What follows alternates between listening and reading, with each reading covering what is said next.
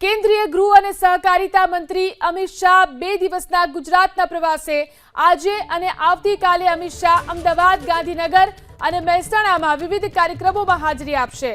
શાહના આજના કાર્યક્રમ ઉપર નજર કરીએ તો સાંજે 4:30 વાગે ગાંધીનગરના વાવોલમાં નવનિર્મિત પ્રાથમિક આરોગ્ય કેન્દ્રનું તેઓ લોકાર્પણ કરશે।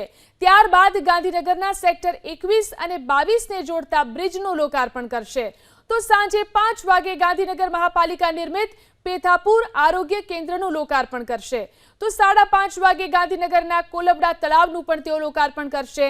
ત્યારબાદ ગાંધીનગર મહાપાલિકા અને પોસ્ટ વિભાગના વિવિધ વિકાસલક્ષી કાર્યોનું લોકાર્પણ અને ખાતમુહૂર્ત કરશે। કેન્દ્રીય ગૃહ અને સહકારિતા મંત્રી અમિત શાહ 2 દિવસના ગુજરાતના પ્રવાસે આજે અને આવતીકાલે અમિત શાહ અમદાવાદ, ગાંધીનગર અને મહેસાણામાં વિવિધ કાર્યક્રમોમાં હાજરી આપશે। શાહના આજના કાર્યક્રમ ઉપર નજર કરીએ તો સાંજે 4:30 વાગે ગાંધીનગરના વાવોલમાં